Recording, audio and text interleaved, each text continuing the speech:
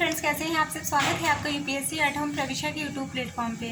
हम जो यूपीएससी और यूपीपीसीएस की मेंस आंसर राइटिंग कर रहे हैं, जिसमें हमने जो टारगेट रखा है डेली 5 क्वेश्चन की आंसर राइटिंग करने का, उसी सीरीज़ में हमारा जो क्वेश्चन है वो जीएस पेपर 4 से है। हमारी ये मेंस की सीरीज़ यूपीएससी और यूपीपीसीएस के पीवाईक्यू पे बेस्ड है, जो कि करंट के साथ अपडेट करते हुए आप लोगों को कराई जा रही है। आप लोग चाहें तो इस सीरीज़ के माध्यम से अपनी मेंस की तैयारी को और बेहतर कर सकते हैं।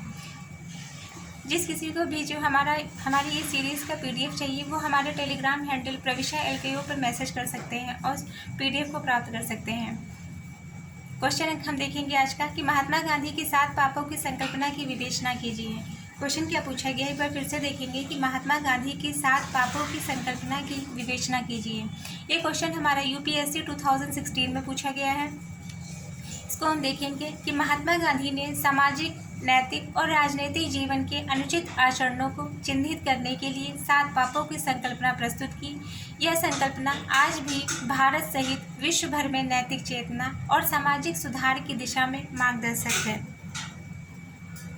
क्या बताया गया है कि जो महात्मा गांधी केवल एक स्वतंत्रता सेनानी नहीं, बल्कि गहन नैतिक दर्शक के वाहक भी थे। उन्होंने समाज में बढ़ती नैतिक गिरावट और आध्यात्मिक शून्यता को पहचानते हुए 7 सामाजिक पापों की संकल्पना दी।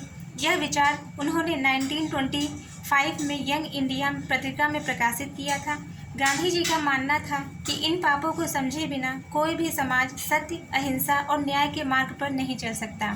तो ये हमने इंट्रो डिटेल में देख लिया। अब क्वेश्चन की मेन बॉडी का पार्ट देखेंगे कि गांधी जी के 7 सामाजिक पाप। गांधी जी के द्वारा बताए गए 7 सामाजिक पाप निम्नलिखित हैं। पहला क्या है, सिद्धांतहीन राजनीति।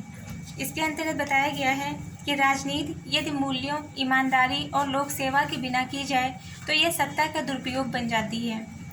उसको हम एक उदाहरण के माध्यम से समझेंगे कि चुनावों में धनबल, बाहुबल या सांप्रदायिक ध्रुवीकरण। दूसरा क्या है, विवेकहीन सुख। इसमें क्या बताया गया है, इसको हम उदाहरण के माध्यम से देखेंगे कि पर्यावरण विनाश के बावजूद भोगवादी जीवन शैली, अत्यधिक उपभोग, वन्य जीवों का शिकार। मतलब यदि सुख का भोग समाज और पर्यावरण की कीमत पर किया जाए तो यह आत्मकेंद्रित संस्कृति को जन्म देता है। इसको हम एक उदाहरण के रूप में देख सकते हैं कि पर्यावरण विनाश के बावजूद भोगवादी जीवन शैली, जैसे अत्यधिक उपभोग, वन्य जीवों का शिकार करना। नेक्स्ट क्या है, श्रमहीन संपत्ति। इसमें क्या बताया गया है कि बिना श्रम किए अर्जित धन। इसको हम उदाहरण के माध्यम से देखेंगे, घोटाले और हवाला कांड। इसमें क्या बताया गया है कि बिना श्रम किए अर्जित धन, जैसे भ्रष्टाचार, जुए या शोषण के माध्यम से कमाई गई संपत्ति, समाज में विषमता को बढ़ावा देती है। इसको हम उदाहरण के माध्यम से घोटाले और हवाला कांड, क्रोनी कैपिटलिज्म के माध्यम से देख सकते हैं। नेक्स्ट क्या है, चरित्र ज्ञान, चरित्रहीन ज्ञान। इसमें बताया गया है कि शिक्षा का उद्देश्य केवल सूचना नहीं बल्कि चरित्र निर्माण होना चाहिए। इसमें क्या बताया गया है कि जो शिक्षा का जो मूल जो उद्देश्य होता है वह केवल सूचना की जानकारी प्राप्त करना ही नहीं बल्कि चरित्र का निर्माण होना चाहिए। इसको हम एक उदाहरण के माध्यम से देख सकते हैं कि जो है शिक्षित व्यक्ति द्वारा नफरत फैलाना। उच्च शिक्षित लोग यदि घृणा फैलाएं तो उनका ज्ञान समाज के लिए हानिकारक बनता है। नेक्स्ट क्या है, नैतिकता रहित व्यापार। इसको एक उदाहरण के माध्यम से देखेंगे, मिलावट, बालश्रम और झूठे विज्ञापन। मतलब इसमें बताया गया है कि यदि जो है व्यापार नैतिक मूल्यों के बिना हो तो यह उपभोक्ताओं के शोषण, मिलावट, कर चोरी का माध्यम बन जाता है।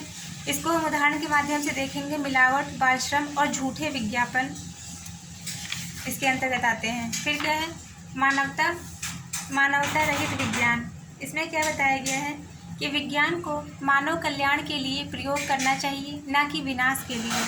इसको हम उदाहरण के माध्यम से देख सकते हैं, परमाणु हथियारों का निर्माण, AI और डेटा का शोषण।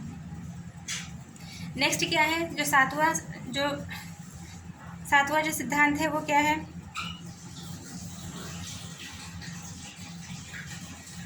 जो 7वां सामाजिक पाप जो बताया गया है वो क्या है, त्याग के बिना उपासना। इसमें क्या बताया गया है कि धर्म के नाम पर हिंसा, दिखावटी पूजा। धार्मिक अनुष्ठान यदि त्याग और करुणा सेवा भावना से रहित हो तो वे केवल पाखंड बन जाते हैं। इसको हम एक उदाहरण के माध्यम से देखेंगे कि धर्म के नाम पर हिंसा या भव्य पूजा के साथ सामाजिक संवेदना का अभाव।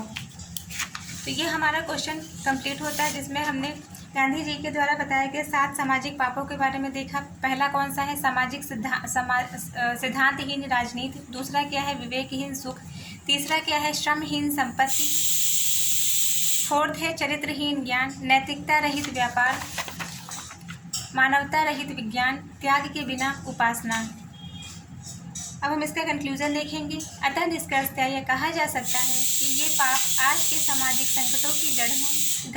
गांधी जी की यह संकल्पना केवल नैतिक चेतावनी नहीं बल्कि एक सक्रिय सामाजिक सुधार मार्गदर्शिता है। महात्मा गांधी जी ने कहा है कि नैतिकता के बिना धर्म और विकास दोनों अधूरे हैं। तो ये हमारा क्वेश्चन कंप्लीट होता है, जो कि हमने लिया था जीएस पेपर 4 से। आप लोगों को हमारी ये मेंस की सीरीज़ कैसी लग रही है हमारे कमेंट सेक्शन में ज़रूर बताइए। और जिनको भी हमारा जो है इसका पीडीएफ चाहिए हमारी सीरीज़ का, वो हमारे टेलीग्राम हैंडल प्रविशा LKO पर मैसेज कर सकते हैं और पीडीएफ को प्राप्त कर सकते हैं। तो ऐसे ही पढ़ते रहिए, लाइफ में आगे बढ़ते रहिए। UPSC एट होम प्रविशा के साथ में मेंस आंसर राइटिंग करते रहिए। Thank you.